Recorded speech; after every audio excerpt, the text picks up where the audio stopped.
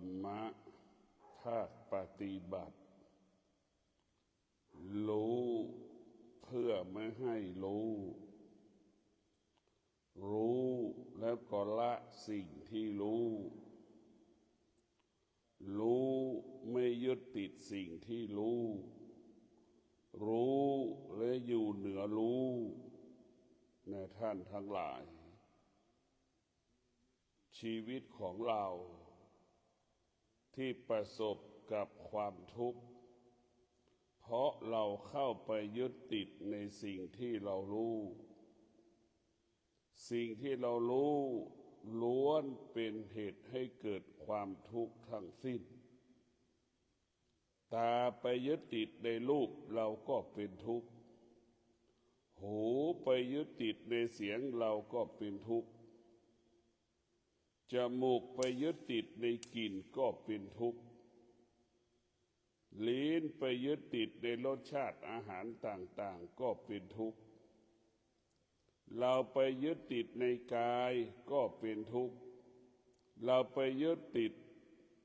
จิตที่รับรู้ก็เป็นทุกข์แต่พวกเราทั้งหลายความทุกข์ทั้งหลายที่มันเกิดขึ้นกับที่ตาไปยึดติดในรูปหูไปยึดติดในเสียงก็เป็นทุกข์จมูกไปยึดติดในกลิ่นก็เป็นทุกข์ไปยึดติดก็เป็นทุกข์แล้วพวกเราทั้งหลายกายเราไปยึดติดในกายก็เป็นทุกข์เราไปยึดติดที่เราสัมผัสรู้สึกก็เป็นทุกข์ชีวิตเราเวียนอยู่กับตาหูจมูกลิ้นกายใจทุกข์มันเกิดขึ้นตรงที่ตาหูจมูกลิ้นกายใจเราจะต้องมาพัฒนาตาหูจมูกลิ้นกายใจของเราให้มันรู้แล้วมันให้มันรู้เสร็จแล้วก็ให้มันละสิ่งที่มันรู้ตาเห็นรูปก็ให้ตามันละสิ่งที่ตารู้ทุกข์ก็ไม่เกิดทุกข์ก็ไม่มีทุกข์ก็ไม่สามารถเข้ามาหาเราได้แต่พวกเราทั้งหลายหูได้ยินเสียงแต่พวกเราทั้งหลายเราหูยินเสียงเราก็ละมันละเสียงที่เราได้สัมผัสรู้สึกว่าเสียงเป็นนั้นเสียงเป็นอย่างนี้เราก็ละมันทุกข์ก็ไม่เกิดทุกข์ก็มาไม่ถึงที่สุดมันก็ไม่มีทุกข์นะท่านทั้งหลายเช่นเดียวกับจมูกสัมผัสกับกลิ่นเราก็ไปละรู้แล้วก็ละมันแต่ท่านทั้งหลายสิ่งที่เราละก็คือสิ่งที่มันไม่เที่ยงทั้งสิ้นสิ่งที่เราละก็คือเป็นเวทนาและอุปาทานทั้งสิ้นเรามีความจำเป็นต้องละสิ่งที่เรารู้สิ่งที่เรารู้ส่วนมากเป็นอวิชชาทั้งสิ้นมันเป็นอวิชชาทั้งสิ้นจิตที่มันเป็นอวิชชาจิตมันก็ไปยึดติดหมดจิตที่เป็นวิชาจิตนั้นรู้แล้วจึงละสิ่งที่จิตรู้ถ้าจิตมันเป็นอวิชชาเมื่อไหร่พวกเราทั้งหลายจิตก็จะไปยึดติดเหมือนหนูติดกาวเหมือนหมูที่อยู่ผูกหมูที่อยู่ในคอกเหมือนงัวที่อยู่ในคอกเหมือนควายที่ถูกขังอยู่ในคอกอวิชชาก็จะเป็นคุกขังเราไว้ตรงนั้นแหละแต่พวกเราทั้งหลายชีวิตของเรามันต้องประกอบไปด้วยวิชาเท่านั้นวิชาเท่านั้นจะทำให้เราอยู่กับความเป็นจริงวิชาเท่านั้นจะทำให้เราละความจริงรู้ความจริงละความจริงรู้ความจริงอยู่เหนือความจริงรู้ความจริงเราไม่ตามรู้ความจริงในพวกเราทั้งหลายเราต้องมีสติรู้เพื่อไม่ให้มันรู้ เราก็รู้เฉยๆเหมือนเรารู้ลมหายใจเข้าออกแหละทุกวันเรารู้ลมหายใจเข้าออกหายใจเข้ากี่ร้อยครั้งเราก็รู้หายใจออกกี่พันครั้งเราก็รู้หายใจละเอียดเราก็รู้หายใจหยาบเราก็รู้ให้เรารู้เช่นนั้นแหละพวกเราทั้งหลายรู้เฉยๆรู้เฉยๆรู้ว่าเช่นตาเห็นรูปก็รู้ว่าเป็นหินก้อนหินก็คือก้อนหินเราก็ไม่ต้องไปสงสัยก้อนหินนั้นเป็นทองคำเนี่ยก็ไม่ต้องไปสงสัยมันเราไม่ต้องไปสงสัยว่าก้อนหินนั้นเป็นหยกอัญมณีเราก็ไม่ต้องสงสัยมันจะเป็นอะไรก็แล้วแต่ล้วนเป็นอนิจจังทั้งสิ้นล้วนเป็นอนิจจังทั้งสิ้นเป็นทุกขังทั้งสิ้นเป็นอนัตตาทั้งสิ้นจนถึงที่สุดมันก็ไม่เที่ยงทั้งสิ้นแต่พวกเราทางตาหูจมูกลิ้นกายใจที่มันสัมผัสรู้สึกเนี่ยมันไม่เที่ยงเมื่อเรารู้แล้วว่ามันไม่เที่ยงเราก็อยู่เหนือสิ่งที่มันไม่เที่ยงเรารู้แล้วมันไม่เที่ยงเราก็อยู่เหนือสิ่งที่มันไม่เที่ยงชีวิตของเรามันเป็นเช่นนี้มันเป็นแบบนี้นะพวกเราทั้งหลายมันไม่มีอะไรนะพวกเราต้องพิจารณาว่าชีวิตเรามันไม่มีอะไรที่เป็นแก่นเป็นสาระให้กับชีวิตพวกเราทั้งหลายมันมีอะไรที่เป็นของเรามันไม่มีล้วนเป็นสิ่งสมมุติทั้งสิ้นเห็นไหมชีวิตเราเป็นสิ่งสมมุติทั้งสิ้นก้อนหินก็เป็นสิ่งสมมุติแม่น้ำก็เป็นสิ่งสมมุตินายกนายขอก็เป็นสิ่งสมมุติพ่อกับแม่ก็เป็นสิ่งสมมุติสามีภรรยาก็เป็นสิ่งสมมุติมันสมมุติกันขึ้นมาทั้งหมดทั้งสิ้นสิ่งสมมุติเหล่านี้แหละจึงเรียกว่ามันไม่เที่ยงพวกเราทั้งหลายมันไม่เที่ยงมันไม่เที่ยงมนุษย์ทั้งหลายก็ติดในสิ่งสมมุติหลงในสิ่งสมมุติสิ่งสมมุติทั้งหลายก็กลายเป็นกาวคนที่ติดคนที่หลงในสิ่งสมมุติก็เหมือนหนูติดกาวสิ่งสมมุติก็เปรียบเสมือนคอกงัวคอกควายเราก็เปรียบเสมือนควายที่เป็นถูกขังอยู่ในคอกควายถ้าเราจิตเราเป็นหลงสิ่งสมมุติจิตเราก็เหมือนควายถูกคอกที่ถูกขังอยู่ในคอกควายนะพวกเราทั้งหลายเพราะฉะนั้นเราต้องถอนออกให้หมดให้สิ้นถอนสิ่งสมมุติถอนอารมณ์ความรู้สึกที่ปรารถนาและไม่ปรารถนาออกจากจิตและใจของเราให้หมดสิ้นไปสารพัดที่เรารู้เราต้องหยุดให้ได้ในสารพัดสิ่งที่เรารู้ที่มันผ่านตาหูจมูกลิ้นกายใจเราต้องหยุดมันให้ได้ในพวกเราทั้งหลายเรามาบำเพ็ญเพียรการปฏิบัติธรรมเนี่ยเรามาละสิ่งที่เรารู้ทั้งหมดรู้แล้วเราก็ละมันรู้ว่าเป็นไฟเราก็ละมันก็ไม่ร้อนรู้ว่าเป็นไฟมันร้อนเราก็อยู่ห่างๆมันก็ไม่สามารถเข้ามาหาเราก็ไม่สามารถไปหามันได้นี่แหละให้เรารู้แบบนี้แหละพวกเราทั้งหลายเมื่อเรารู้แล้วเราก็จะเมื่อเรารู้เราก็อยู่เหนือสิ่งที่เรารู้สิ่งที่เรารู้มันก็ไม่มีค่าไม่มีความหมายใดๆเนี่ยพวกเราต้องพิจารณาสิ่งที่เรารู้มันไม่มีค่าไม่มีความหมายใดๆสุขก็แค่นั้นแหละพวกเราทั้งหลายให้เรารู้ว่าสุขก็แค่นั้นนะพวกเราทั้งหลายพิจารณาทุกข์ก็แค่นั้นแหละมันก็ไม่มีอะไรแต่พวกเราต้องพิจารณาเราทุกข์เพราะเรามีความรู้สึกนี่แหละไอ้ความรู้สึกนี่แหละจึงทำให้เราเกิดความทุกข์ทั้งสิ้นเวทนาทั้งหลายนี่แหละทำให้เราเกิดความทุกข์ทั้งสิ้น เนี่ยพวกเราต้องถอนเวทนาออกจากจิตจากใจก็คือถอนความรู้สึกความนึกคิดการปรุงแต่งสารพัดการปรุงแต่ง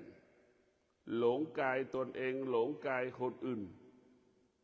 ร่างกายของเราก็พิจารณาดูดิเรากำกับร่างกายเราได้ตรงไหนบ้างเรากำกับมันไม่ได้เราควบคุมร่างกายเราก็ยังไม่ได้และเราจะไปสั่งลูกสั่งเมียสั่งสามีภรรยาได้อย่างไร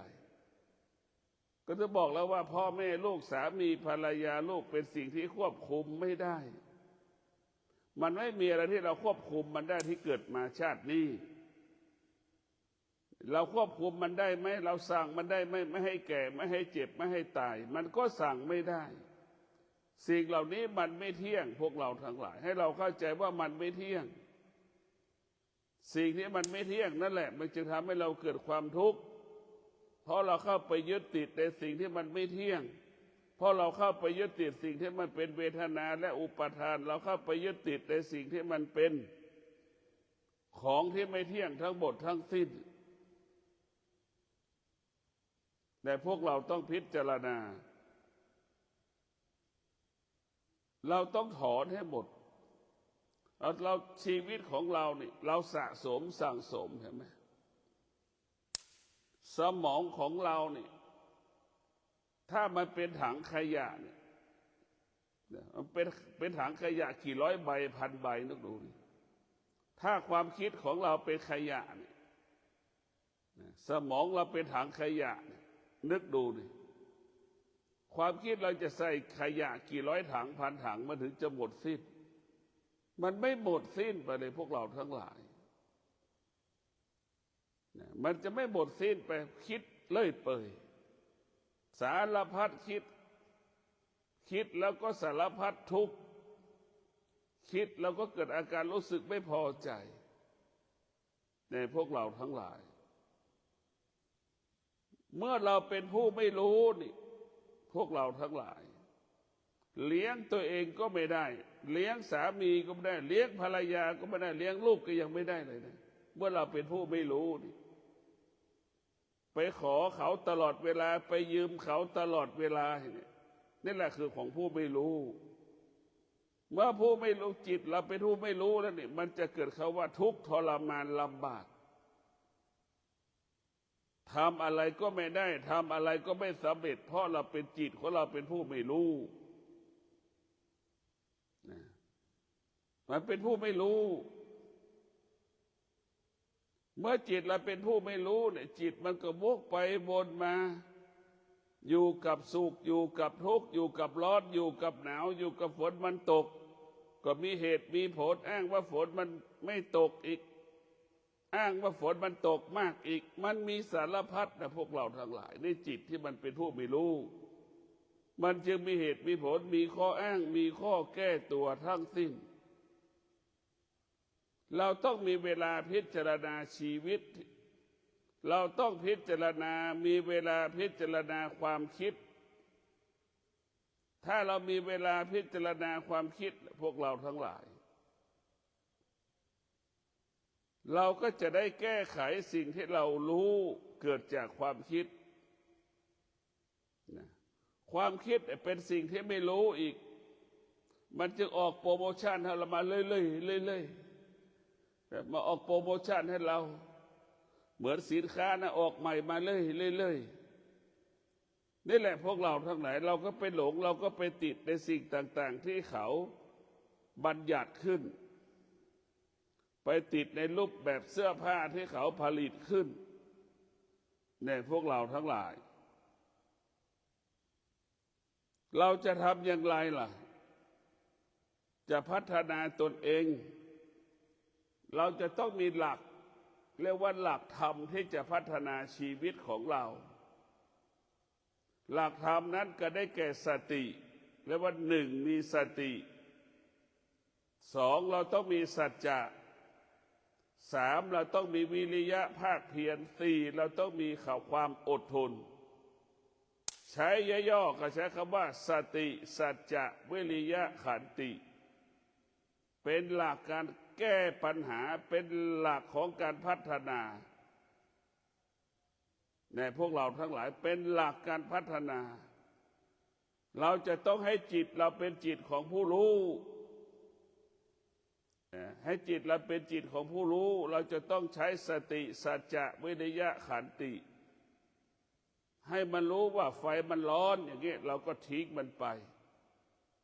ให้เรารู้ว่าของเน่าของเหม็นเนี่ยเราก็อยู่ห่างมันเป็นพิษหลายต่อเราเราก็ห่างมันไปให้เรารู้แบบนี้แหละพวกเราทั้งหลายเรารู้เราต้องรู้ความจริงต้องละความจริงส่วนมากมันรู้ความไม่เป็นจริงมันรู้ความไม่เป็นจริงมันจึงรู้ความจริงไม่ได้มันเลยไม่เรียกเป็นภาพลวงตาของเราบุคคลใดๆก็แล้วแต่ถ้ามีสติสัจจะวิริยะขันติในการพัฒนาแล้วเราจะบรรลุผลนั้นได้เราจะบรรลุผลนั้นได้สติสัจจะวิริยะขันติพระอรหันต์ทุกรูปก็ต้องพึ่งพา4 ข้อนี่แหละสติสัจจะวิริยะขันติจึงเกิดคำว่าพระอรหันต์ทั้งสิ้นผู้ที่ปฏิบัติธรรมไม่ว่าชายและหญิงไม่ว่าเด็กหญิงเด็กชายเมื่อมีสติสัจจะวิริยะขันติก็สามารถบรรลุธรรมเห็นธรรมได้สติสัจจะวิริยะขันตินี่แหละพวกเราทั้งหลายดังที่ได้กล่าวว่าพระธุดงค์ให้มีสติว่าเขาจะเดินธุดงค์แล้วเขาก็มีสัจจะว่าเขาจะต้องเดินวันละ25 กิโลทุกวันเขามีสัจจะอย่างต่ำจะต้องเดินให้ได้25 กิโลต่อวันนี่คือสัจจะในพวกเราทั้งหลายนั่นแหละคือสัจจะระหว่างที่เราเดินมันจะเจ็บมันจะปวดมันจะมีบาดมันจะมีแผลเราก็มีความอดทนมีวิริยะภาคเพียรอยู่กับความเจ็บอยู่กับความปวดอยู่กับความร้อนความหนาวที่มันปรากฏร่างกายเรามันเจ็บมันป่วยอย่างนี้เราก็อยู่กับมันให้ได้เรามีสติมีสัจจะมีวิริยะขันติแล้วเราก็จะทำตามที่เรากำหนดในพวกเราทั้งหลายเราจะทำตามที่เราให้สัจจะ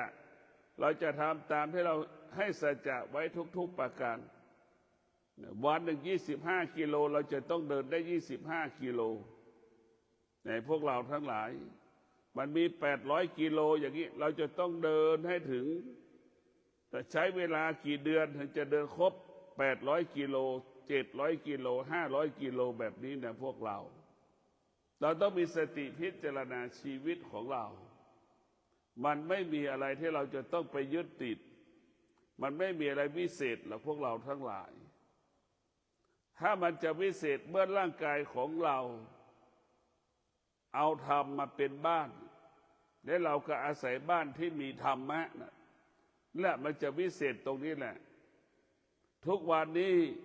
เราไปอาศัยธรรมชาติธรรมชาติคือผู้เบียดเบียน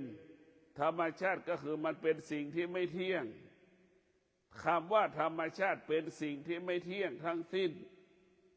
มันจะเกิดมากี่คืนกี่วันกี่เดือนกี่ล้านปีมันก็เปลี่ยนแปลงสลายไปในที่สุดไม่มีวัตถุชนิดใดที่มันอยู่คงคู่กับโลกนี่มันไม่มีมันมีแต่ความอดทนเท่านั้นที่อยู่เหนือโลกอยู่บนโลกแล้วก็อยู่เหนือโลกในแก่ธรรมะของพระพุทธเจ้าเช่นความอดทนเนี่ยไม่มีวัตถุชนิดใดอยู่เหนือความอดทนมีแต่ความอดทนเท่านั้นอยู่เหนือวัตถุในพวกเราทั้งหลายสิ่งต่างๆที่มันเกิดขึ้นทุกวันนี้มันไม่เที่ยงทั้งสิ้นถ้าตราบใดเรายังไม่รู้คำว่าไม่เที่ยงเนี่ยชีวิตเราก็จะเวียนว่ายตายเกิดกับความทุกข์เราเข้าใจว่าสุขกับทุกข์มันไม่เที่ยงอย่างนี้เราก็จะจมอยู่ในความสุขจมอยู่ในความทุกข์สุขก็กลายเป็นกาวเราก็กลายเป็นหนูติดกาวทุกข์ก็กลายเป็นหนูกลายเป็นเราก็กลายเป็นกาวติดหนูอีกมันก็จะเป็นแบบนี้แหละพวกเราทั้งหลายชีวิตของเรานั้นมันอยู่กับความไม่เป็นจริงมาตลอดชีวิตเราจะต้องมาถอนอวิชชาจากจิตใจของเรา เราจะถอนอวิชชาเราก็ต้องพึ่งพาสติสัจจะวิริยะขันตินะเราจะต้องถอนอวิชชาออกจากจิตเราให้หมดออกจากกายให้หมดนะเราจะต้องถอนอวิชชาความโลภความโกรธความหลงทั้งหลายเนี่ยนะมันหลอกเรามาทั้งชีวิตว่าเป็นอย่างนั้นเป็นอย่างนี้นะมันก็หลอกเราหมดเมื่อเราออกจากอวิชชาได้เราก็เป็นอิสระเหมือนได้ไม่เป็นอิสระทุกเราถ้ามี2 คนแล้วชีวิตเราไม่อิสระถ้าเรามีคน1 คนชีวิตเราเป็นอิสระแล้วไม่ต้องมีใครมาซ้ำเติมให้มันเพิ่มเติมเสริมแต่งอีกในพวกเราทั้งหลายชีวิตของเราเนี่ยส่วนมากมันเป็นอวิชชาตั้งแต่เกิดแม่ไปติดในลูกลูกไปติดในแม่ไม่มีวันจบสิ้นแม่ก็กลายเป็นกาวลูกกลายเป็นหนูติดกาวเพราะลูกไปยึดติดในแม่นั่นแหละมันเป็นเช่นนั้นพวกเราทั้งหลายลูกแม่ไปยึดติดในลูกลูกก็เป็นกาวแม่ก็กลายเป็นหนูติดกาวชีวิตพ่อแม่สามีภรรยาลูกก็อยู่กันตรงนี้วันหนึ่งมันไปไหนไม่ได้เนี่ยพวกเราต้องพิจารณาใช้สติสัจจะวิริยะขันติฝึกฝนจิตอบรมจิตจนจิตเราเป็นจิตผู้รู้จนจิตเราเป็นจิตของผู้รู้เราต้องฝึกฝนอบรมจิตของเราโดยใช้สติสัจจะวิริยะขันติควบคุมแล้วก็ควบคุมเรียกไม่พอกำหนดอีกพวกเราทั้งหลายกำหนดบังคับในตัวมันเองให้ทำแบบนี้ให้ทำอย่างนี้จนถึงที่สุดอวิชชาก็หมดสิ้นไปจากจิตจากใจเราทั้งหลายในร่างกายของเรามันเป็นอวิชชาทั้งหมดจิตเราก็เป็นอวิชชาทั้งหมดมันจึงอยู่กับความสุขความทุกข์อยู่กับความพอใจไม่พอใจจึงอยู่กับอารมณ์ความรู้สึกที่เรารู้สึกจะที่ปรารถนาและไม่ปรารถนาแล้วก็อยู่ใต้อารมณ์ความรู้สึกสารพัดความรู้สึกเราจะต้องถอดถอนสิ่งเหล่านี้ออกไปจากกายจากจิตใจของเรานี่แหละจึงทำให้เราเป็นทุกข์ทั้งสิ้นตอนนี้ไปเรามีสติเรามีสติเรามีสัจจะเรามีวิริยะเรามีขันติเราจะต้องให้สัจจะว่าต่อนนี้ไปข้าพเจ้าจะมีสติเรียกว่ามีสติรู้เรื่องความทุกข์ที่มันปรากฏมีสติรู้ความสุขที่มันปรากฏ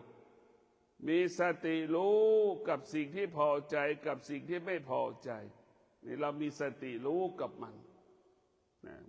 สุขเกิดก็รู้ทุกข์เกิดก็รู้พอใจไม่พอใจเกิดขึ้นเราก็รู้ในพวกเราทั้งหลายเนี่ยเรารู้แบบนี้เมื่อเรารู้เสร็จแล้วเมื่อเรารู้มันเราก็ไม่ยึดติดในทุกข์ที่มันเกิดขึ้นแต่ละวันเรารู้มันสุขที่มันเกิดขึ้นแต่ละวันเราก็ไม่ยึดติดมันเรารู้มันว่าพอใจไม่พอใจสิ่งที่มันปรากฏเราก็ละมันนี่แหละรู้แล้วก็ละแล้วมันมีอะไรมันไม่มีอะไรเลยในพวกเราทั้งหลายนี่มันไม่มีอะไรเลยรู้แล้วก็ละทุกวันนี้เรากลับไปยึดติดในสิ่งที่มันเป็นทุกข์เมื่อเราเข้าไปยึดติดมันก็เป็นทุกข์ทันทีนี่เรามีสติสัจจะวิริยะขันติสุขทุกข์เกิดขึ้นเราก็สงบนิ่งรู้มันแต่สงบนิ่งไม่ต้อนรับมันรู้มันไม่ต้อนรับมันรู้มันอยู่เหนือมันนี่เราพิจารณาแค่นี้ทุกวันนี่เราเอาถอนความสุขถอนความทุกข์ออกให้ได้จากจิตเราทุกวันให้เป็นอย่างนี้แหละมีสติเฝ้าดูมันนี่สุขเราก็ปฏิเสธทุกข์ก็ปฏิเสธเราไม่ให้มันเข้ามายุ่งเราจะต้องรับรู้มันเหมือนยามเฝ้าบริษัทบุคคลภายนอกไม่ให้เข้านั่นแหละเรารู้อย่างนั้นแหละเราจะให้บุคคลที่อยู่ในบริษัทพนักงานบริษัทเท่านั้นถึงจะมีสิทธิ์เข้าในพื้นที่นั้นได้ บุคคลอื่นๆไม่สามารถจะเข้ามาสู่พื้นที่นี้ได้นั่นแหละให้เรามีสติรู้แบบนั้นในพวกเราทั้งหลายถ้ามีสติรู้แบบนั้นแล้วเราก็สบาย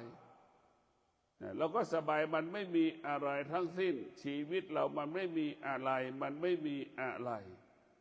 ไหนว่าผัวมันก็ไม่มีคำว่าเมียก็ไม่มีมันเป็นสมมุติบัญญัติทั้งสิ้นดังที่ได้กล่าวว่าสุดท้ายสามีก็กลายเป็นพี่ชายของเราที่สุดภรรยาก็กลายเป็นพี่สาวของเราเห็นไหมจึงเกิดคำว่าอยู่อย่างพี่อย่างน้องตอนเราแก่เราเฒ่าเห็นไหมจึงอยู่อย่างพี่อย่างน้องเวลาเราแก่เราเฒ่าอายุ80คำว่าเมียหายไปไหนล่ะคำว่าผัวหายไปไหนล่ะนี่แหละมันสมมุติขึ้นทางสิ้นมันไม่มีเนี่ยพอมันแก่มันก็สมมุติอีกแล้วว่าเป็นปู่เป็นย่าเป็นตาเป็นยายอีกเห็นไหมแล้วก็ไปสมมุติขึ้นมาอีกบัญญัติขึ้นอีกมันไม่จบไม่สิ้นนี่แหละเรียกว่าสมมุติบัญญัติเนี่ยเราบัญญัติแล้วก็ไปติดสมมุติบัญญัตินี่แหละพวกเราสิ่งที่บัญญัติมันไม่ใช่ความจริงเนี่ยพวกเราต้องพิจารณาดูอนาคตของเราก็คือปู่กับย่าปัจจุบันเมื่อเราเห็นปู่กับย่าเราก็ต้องพิจารณาว่าเราจะทำยังไงเราไม่เป็นอย่างปู่ไม่เป็นอย่างย่าเราไม่เป็นแต่งตากับยายเราจะไม่เป็นเช่นนั้นเราก็ต้องรู้แล้วเราก็มาพัฒนาชีวิตตนเองตอนนี้เราเป็นเด็กเราก็เห็นอาการอยู่ว่าปู่เป็นลักษณะปู่แก่เป็นยังไงบ้างย่าแก่เป็นยังไงบ้างตาแก่เป็นยังไงบ้างยายแก่มันเป็นยังไงบ้างเรารู้อาการของแก่นี่แหละเราวันหนึ่งที่เราแก่เราก็อยู่กับความแก่นั้นได้เราก็เห็นว่าย่ามันเจ็บมันป่วยเป็นลักษณะแบบไหนเราจะอยู่อย่างไงกับเมื่อแก่เมื่อความเจ็บปรากฏขึ้นกับชีวิตเราเมื่อเราพิจารณาเช่นนี้วันหนึ่งความเจ็บความแก่เกิดขึ้นกับเราเราก็สามารถอยู่กับมันได้ยามใดที่ร่างกายเราเจ็บป่วยเราก็อยู่กับมันได้นะพวกเราทั้งหลายนี่แหละเราต้องพิจารณาทุกวันเมื่อเราพิจารณาทุกวันแล้วเดี๋ยวพวกเราทั้งหลายเราก็จะเห็นความจริงทุกวันนะมันจะไม่มีอะไรที่สุดจึงบอกเขาว่ามันไม่มีอะไรเห็นไหมเวลาเราแก่เงินที่หามากี่ร้อยล้านกี่สิบล้านกี่แสนกี่หมื่นเราก็ยังไม่รู้สึกเลยว่าเรามีทรัพย์มันมีตรงไหนมันไม่มีในพวกเราทั้งหลายยิ่งแก่มากเท่าไหร่ยิ่งเป็นผู้ไม่รู้มากเท่านั้นในพวกเราทั้งหลายบอกแล้วว่าแก่ด้วยปัญญาเนี่ยสำคัญที่สุดเราแก่ด้วยปัญญาเนี่ยเป็นที่ยอมรับของลูกของหลานแก่ด้วยปัญญาจึงเป็นผู้ที่ให้คำปรึกษาแก่ลูกแก่หลานได้ลูกหลานสามารถพึ่งพาผู้แก่ด้วยปัญญาได้แนะนำเขาได้เพราะฉะนั้นพวกเราทั้งหลายคนแก่ที่มีธรรมะก็เป็นผู้ที่หยุดยั้งความทุกข์ของลูกหลานได้ทำให้ลูกหลานคลายทุกข์ได้นะคนที่มีธรรมก็คือเป็นที่ไว้ใจเชื่อใจของคนอื่นๆนะเป็นที่ไว้ใจเชื่อใจเพราะฉะนั้นพวกคนแก่ที่มีธรรมะจะเป็นประโยชน์เกิดประโยชน์ต่อลูกต่อหลานนะเป็นประโยชน์ต่อลูกต่อหลานคนแก่ที่มีธรรมะนี่แหละพวกเราทั้งหลายจะพึ่งพาตนเองอาศัยตนเองจึงรู้ว่าลูกหลานจะอยู่ไม่อยู่ก็ไม่สามารถมาหยุดยั้งความแก่ความเจ็บความตายได้เมื่อเรารู้เช่นนี้เราก็ต้องให้ค่าว่าลูกหลานจะอยู่ไม่อยู่ก็มันก็ไม่สามารถทำให้เรานั้นหายสุขหายทุกข์ได้เราก็ต้องพึ่งพาตนเองนี่แหละอาศัยตนเองนี่แหละเป็นหลักนะพวกเราบุคคลที่เป็นผู้รู้ก็จะอยู่กับธรรมะล้วนๆบุคคลที่เป็นผู้รู้ก็อยู่กับธรรมะมีสติรู้ทุกข์มีสติรู้สุขมีสติละสุขมีสติละทุกข์ทันทีรู้เลยเราก็ละเลยเราจะต้องอยู่ห่าง สิ่งที่เป็นธรรมชาติทั้งระบบในพวกเราทั้งหลาย โดยเฉพาะคำว่าธรรมชาติมันไม่เที่ยงเนี่ยเข้าใจอย่างนี้สรุปง่ายๆอะไรที่เป็นธรรมชาติมันไม่เที่ยงทั้งสิ้นไม่ว่าแม่น้ำป่าไม้ภูเขานี่มันไม่เที่ยงทั้งสิ้นเรียกว่าไม่เที่ยงคือหมายถึงแปรเปลี่ยนแปลงแปรสภาพตลอดเวลาดังคำว่ามีฤดูร้อนฤดูหนาวปรากฏนั่นแหละมันเปลี่ยนแปลงและแปรสภาพตลอดเวลาในพวกเราต้องมีสติศึกษาเรียนรู้ธรรมะให้มากที่สุดธรรมก็คือความยุติธรรมให้ความเป็นธรรมแก่ตนเองดังผู้ที่มีธรรมะก็จะให้ความเป็นธรรมแก่ตนเองไม่ทำงานมากเกินไปไม่ทำงานน้อยเกินไปให้ทำงานพอประมาณเรียกว่ามัชฌิมปฏิปทานั่นแหละทางสายกลางนั่นแหละพวกเราทั้งหลายเราจะต้องทำให้เราสมดุลกันทุกวันนี้เราขาดสติจิตเราเป็นจิตผู้ไม่รู้จึงสนใจอาชีพหน้าที่การงานมากกว่าชีวิตของเราจิตของผู้ไม่รู้จึงหลงในอาชีพหน้าที่การงานยึดติดในอาชีพหน้าที่การงานนี่แหละจิตของผู้ไม่รู้มันเข้าไปยึดติดในสิ่งที่ในการยึดติดในอาชีพหน้าที่การงานจึงให้อาชีพสำคัญกว่าชีวิตตนเองเห็นไหมพวกเราทั้งหลายเนี่ยทำงานจนเจ็บจนป่วยเห็นไหมพวกเราทำงานด้วยอวิชชาจนให้เราเจ็บเราป่วยทำลายสุขภาพของเราเพราะฉะนั้นอวิชชาคือมันไม่มีความยุติธรรมอยู่แล้วมันไม่ซื่อสัตย์อยู่แล้วอวิชชามันมีแต่วิชาเท่านั้นที่จะซื่อสัตย์ยุติธรรมให้กับชีวิตของเราแต่พวกเราทั้งหลายต้องมีสติพิจารณาว่าเมื่อเราหัวใจเรามีวิชาเนี่ยมันจะให้ความเป็นธรรมกับชีวิตของเราสิ่งใดที่เป็นอวิชชามันก็จะทิ้งหรืออยู่ห่างจะไม่อยู่ใกล้จะไม่เข้าใกล้สิ่งที่เป็นอวิชชาเนี่ยพวกเราทั้งหลายเราต้องพิจารณาทุกวันอะไรที่มันเกิดขึ้นกับชีวิตเราเนี่ยให้เราระลึกมีสติระลึกตลอดรู้ว่ามันไม่เที่ยงเรามีสติระลึกรู้ว่ามันไม่เที่ยงเมื่อเรารู้ว่ามันไม่เที่ยงเราจะไม่ถูกหลอกเราจะไม่ถูกโกงเราจะไม่ขาดทุนเราจะไม่ประมาทเมื่อเรารู้สึกตัวพวกเราทั้งหลายมีสติรู้สึกตัวในพวกเราทั้งหลายมันจะเกิดคำว่ามั่นคงปลอดภัยอย่างเงี้ยมันจะเกิดขึ้นทุกวันยามใดที่เราขาดสติยามนั้นเราก็จะผิดปกติทันทีคิดก็ไม่สำเร็จพูดก็ไม่สำเร็จไปประกอบอาชีพอะไรก็ไม่ประสบความสำเร็จมันจะเกิดคำว่าผีดำซ้ำเติมเราตลอดเวลาพวกเราทั้งหลายยามใดจิตใจอ่อนแอหวั่นไหวบาปกรรมเคราะห์ร้ายทั้งหลายจะซ้ำเติมเราหมดยิ่งเราลำบากไม่มีเงินก็มีพ่อมีแม่มีพี่มีน้อง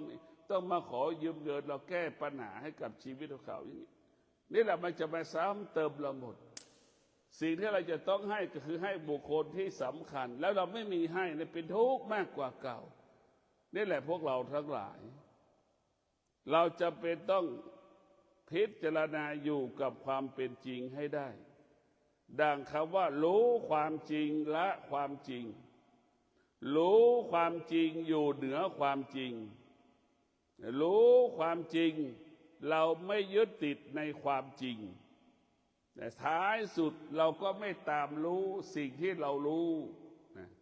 เราไม่ตามรู้สิ่งที่เรารู้เราไม่ตามรู้บ้างท้ายสุดมันก็ไม่มาหาเรามันก็ไม่สามารถอยู่กับเราได้ในทุกวันนี้มันเป็นอวิชชาหัวใจเราไปยึดติดกับสิ่งที่เรารู้ทั้งหมดทั้งสิ้น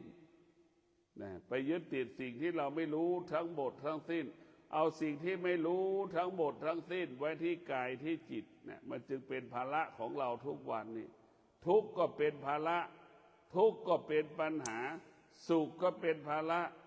ทุกข์ก็เป็นปัญหาพวกเราทั้งหลาย เมื่อเราขาดสติ หรือจิตเราเป็นจิตผู้ไม่รู้ มันจึงเกิดคำว่าสุขกับทุกข์ถ้าจิตเราเป็นจิตของผู้รู้สุขเกิดก็ไม่มีทุกข์เกิดก็ไม่มี เราจะไม่ให้ค่าสุขไม่ให้ค่าทุกข์สุขทุกข์เป็นของที่ไร้สาระสุขทุกข์เป็นของคนโง่สุขทุกข์อยู่กับคนโง่ในพวกเราทั้งหลาย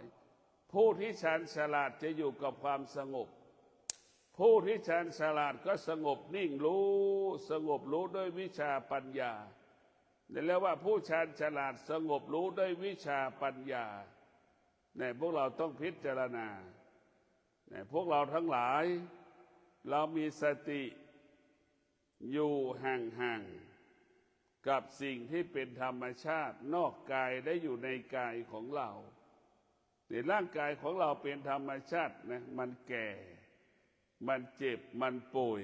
อยู่ตลอดเวลานั่นแหละคือร่างกายของเรามันเป็นธรรมชาติจิตของเราก็ต้องอยู่เหนือมันเพราะฉะนั้นพวกเราทั้งหลายเราฝึกจิตเนี่ยในเราฝึกจิตเราฝึกจิตให้จิตของเราเนี่ยเป็นหมอเป็นพยาบาลร่างกายของเราเหมือนคนป่วยนอนอยู่บนเตียงเราพิจารณาเห็นไหมเราพิจารณาทุกวันทุกวันทุกวันทุกวันทุกวัน